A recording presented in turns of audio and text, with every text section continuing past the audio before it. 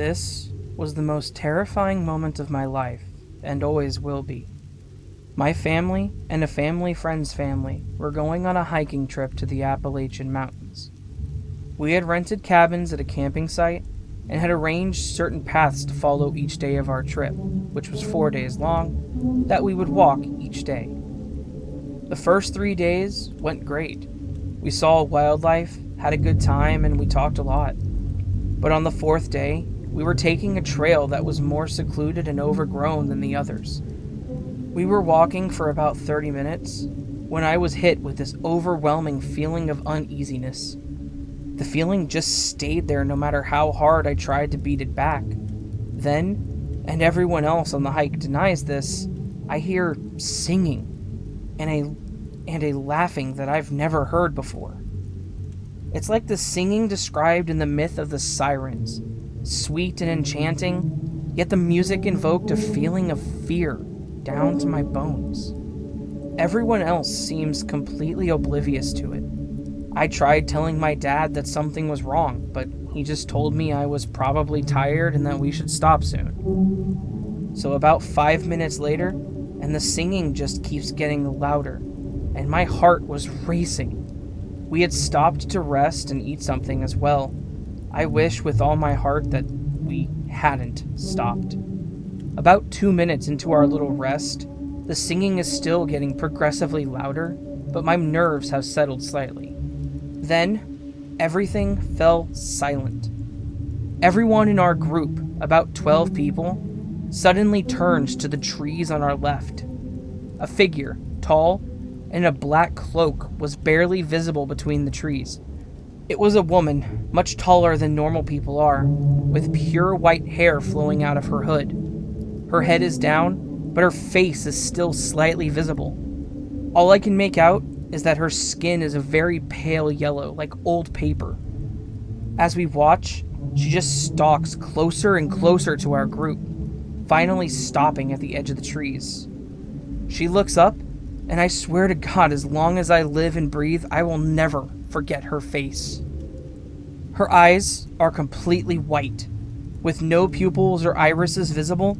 She had a thin, pointed nose, and a mouth with lips that were stained red. I don't want to know why.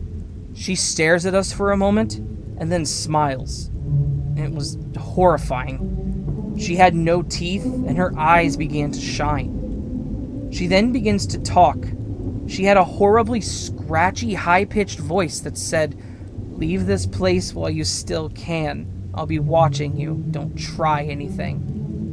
Then I blink, and she's gone. Everyone is silent. This is my first time telling this story to anyone else who didn't experience this with me, and I never discuss it with anyone who did experience this with me. But it feels good to share this experience with someone.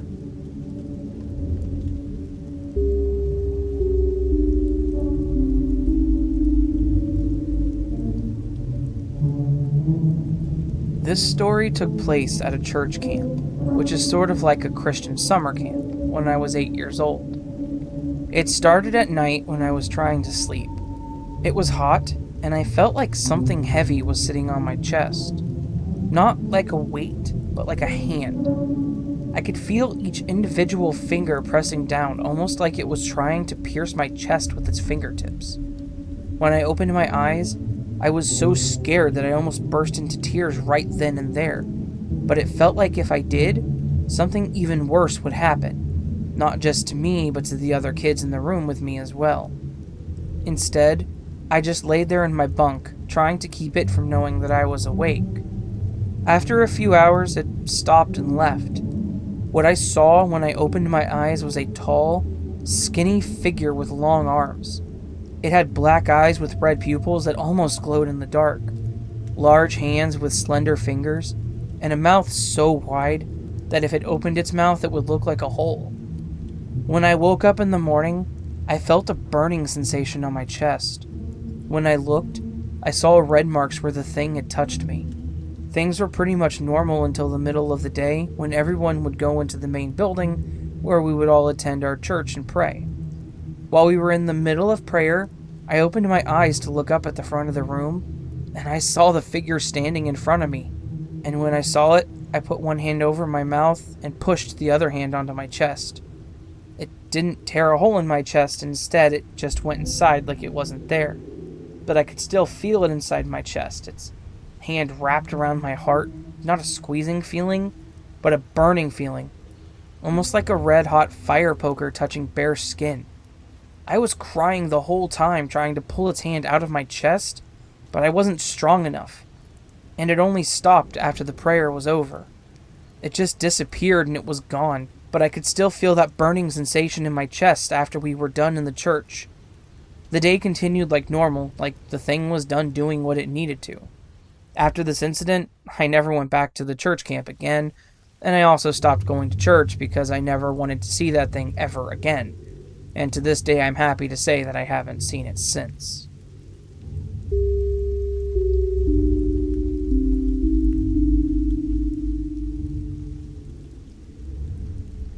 July 1979. Every summer, me and my girl, and my sister, and her boyfriend head to the lake to chill, and my sister always says, "Did you know some kids died on this lake? You can still hear them laughing, and if you listen carefully, you'll hear them." Just as soon as she said this, I heard them laughing. Then I turned and saw one standing in the middle of the lake. He quickly disappeared. I can't wait to see them again next summer.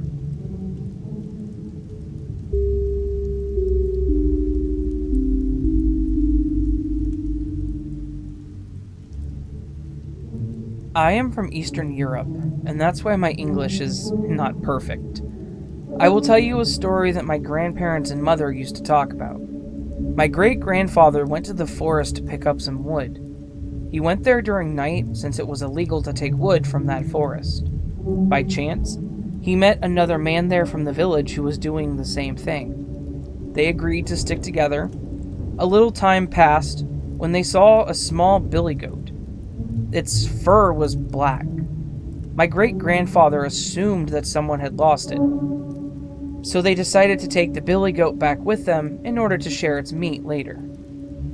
They put the billy goat in a sack, and then weird stuff started to happen. The sack became heavier and heavier, and they exchanged it often between them.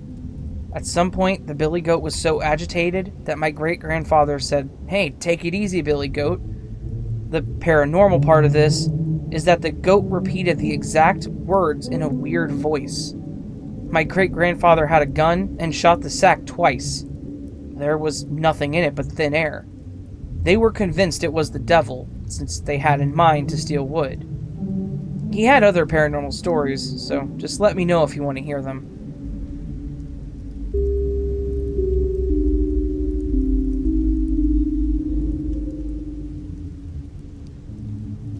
I work at a summer camp and had a very dark experience that I will never forget. It was the closest I have ever gotten to pure spiritual darkness, and the most disgusting and blood-chilling experience I've had with utter despair and horror.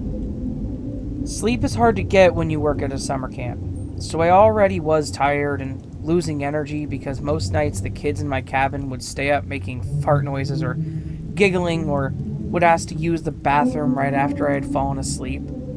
On one of the weeks at camp, I started to get a cold, or fever, or really just plain sick. I remember, before getting physically sick, I remember telling my camp director there seemed to be a dark presence over the camp that I was feeling in my spirit, and from others as well. I can recall it now.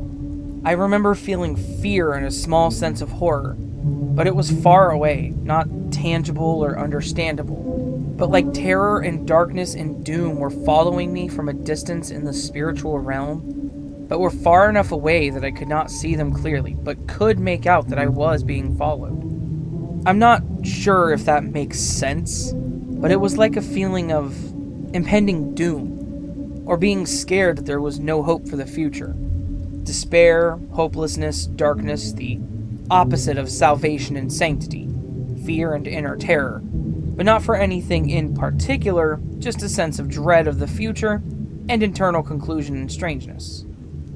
Okay, I'm a visual processor, so I want to give you how I describe it in a picture.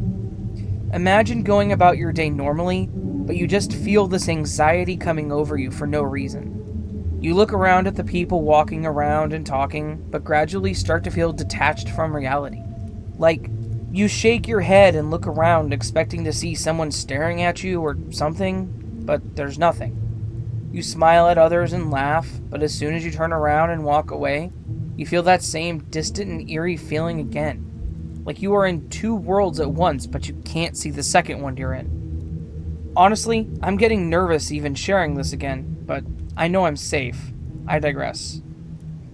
I was not depressed at the time this all happened, but I felt a feeling of despair over myself and felt like I was being whispered in my ear/mind to kill myself.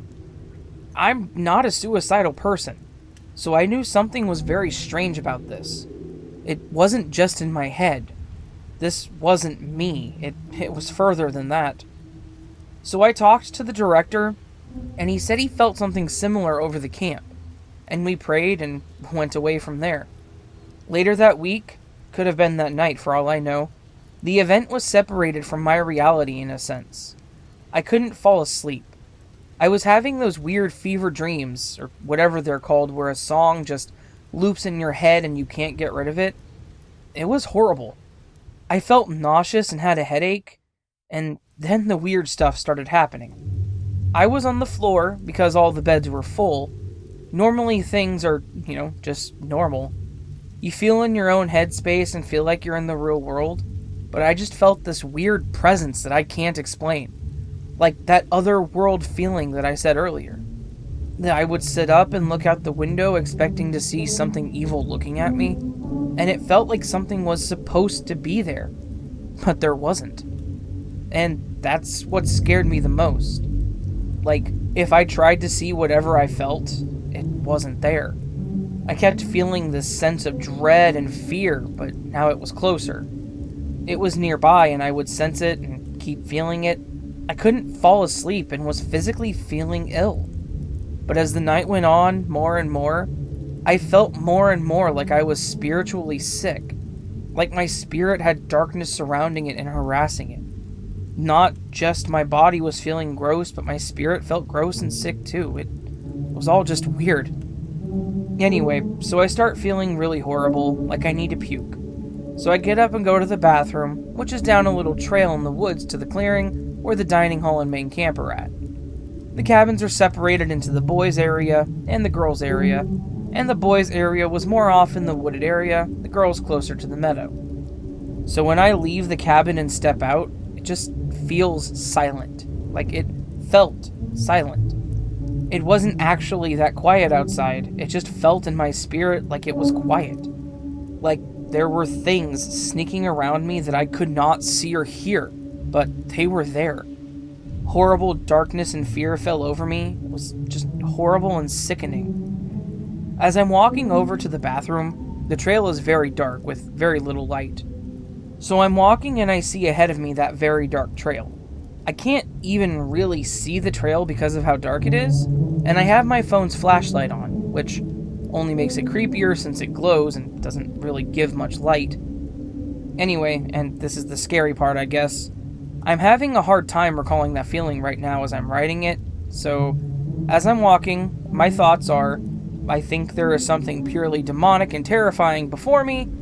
I can feel it, however I cannot see it.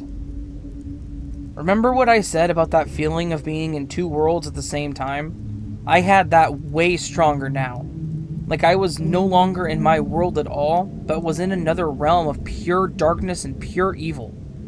Like I was in her/his/its lair.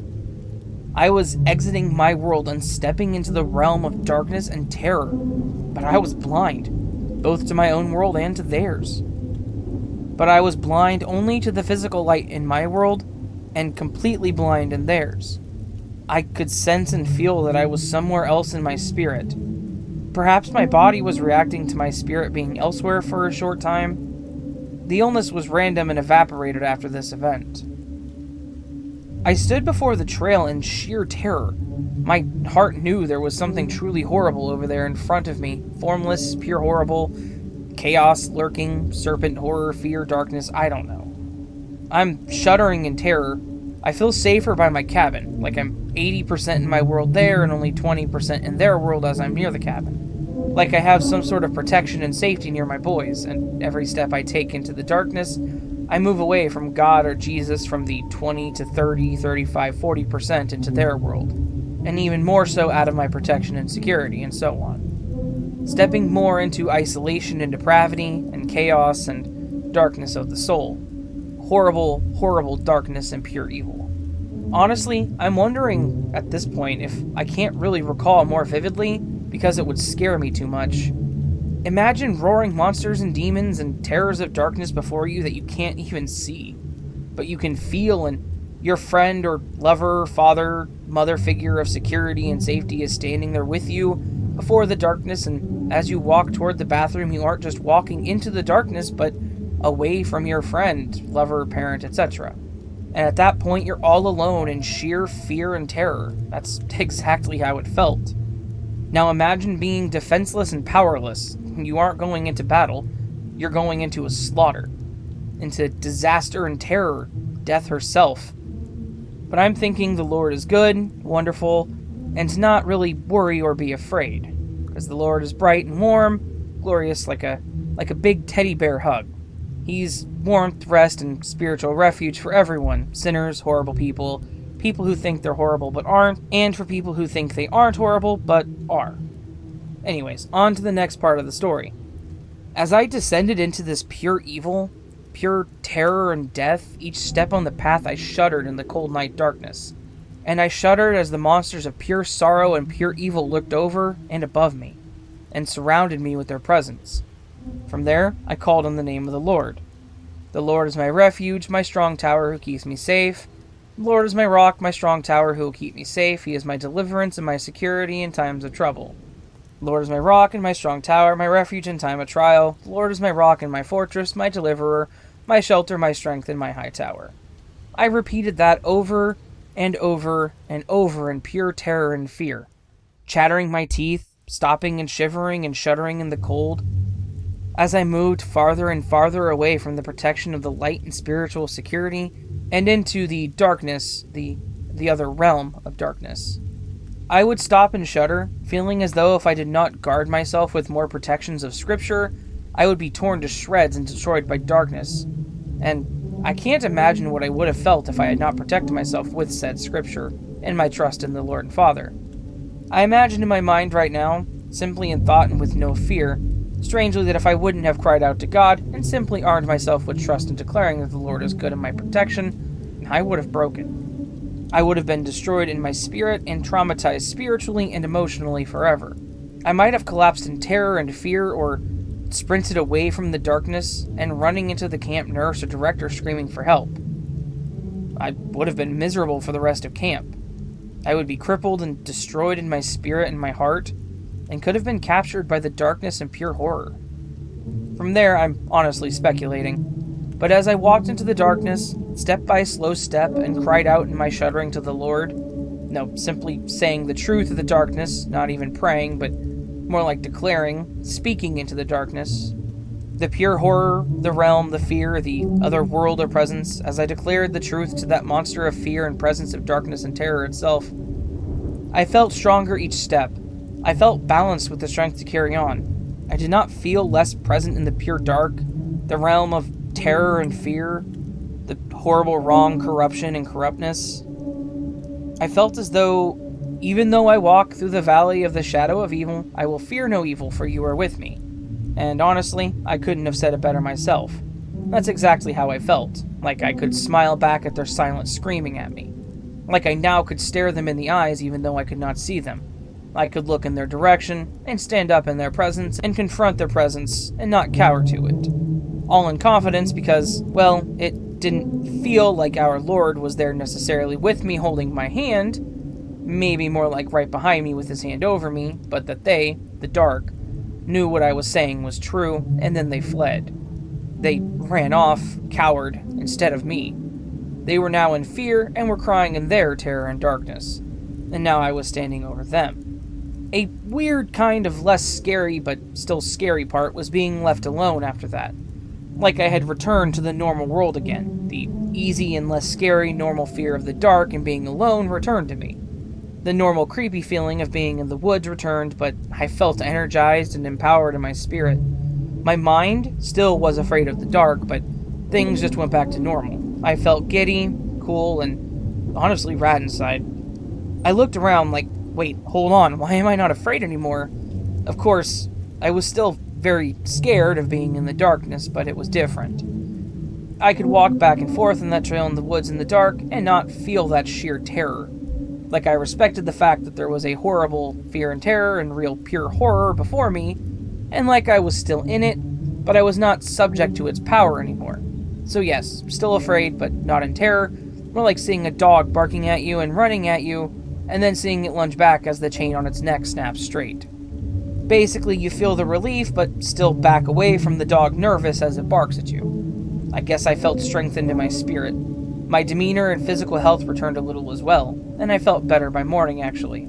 Overall, 10 out of 10, this was the worst fear I've ever felt in my life. I'm kind of glad I didn't get to see whatever it was. A friend of mine said she saw demons chasing me down on that same trail at an earlier date before too. I had played the role of Jesus on the cross in a skit, and apparently this upset them. She said she wanted to protect me, but the Lord told her not to, and to trust in Him and that He would protect me. I guess I never put these two together, but maybe she was having a pre-vision of that night. Who knows, it's crazy stuff. Or maybe it happened twice. Once I didn't feel because I was less aware or sensitive to it, and this time because I had gotten into some more spiritual areas of my life. The Lord is for your heart and is your good and protection, for your protection and comfort. He is Lord. He loves you. Ciao.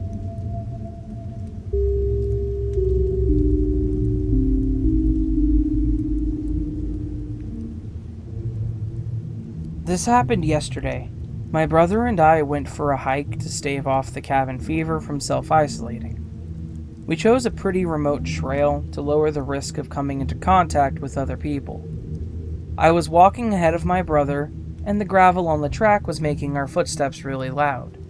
Deep in thought, I was listening to the rhythm of his footsteps behind me.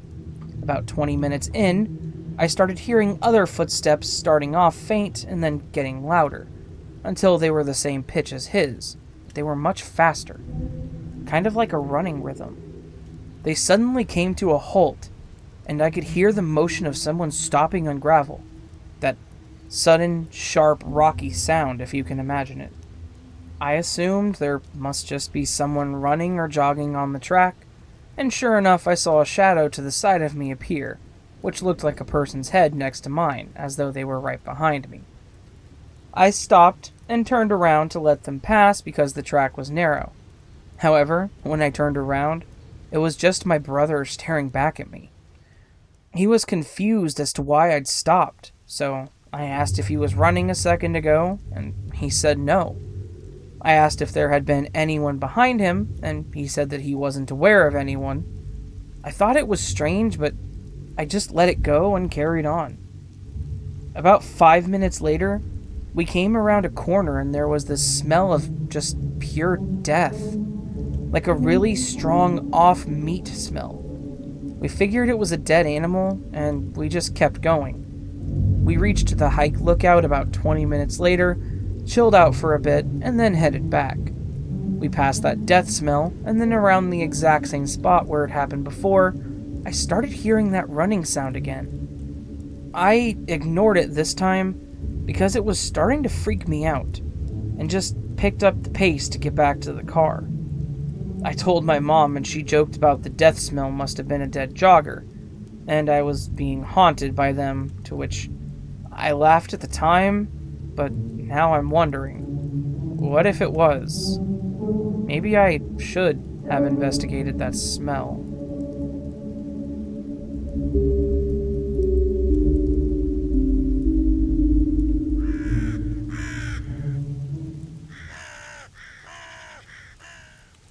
Hey there, friends. I hope you enjoyed this collection of 6 strange but true horror stories.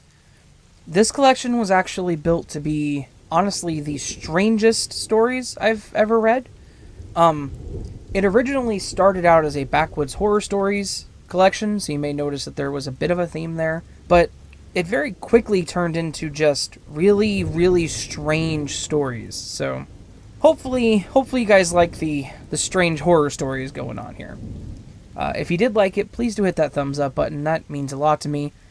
And if you're new to the channel and really enjoyed what you heard there, please consider hitting that subscribe button.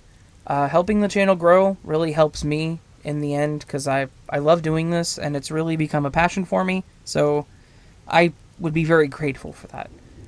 Also, please do leave me a comment, let me know how you're doing, I'd love to hear from you. Down in the description, you'll find a link to a page where you can submit your own stories to me if you have one for me to read, as well as my social media links. Well, friends, I want to say that I hope you're all having a fantastic day, and I hope you're doing well in spite of the craziness of the world. Stay safe out there. I love you all, and I'll see you in the next video. But until then, sleep well.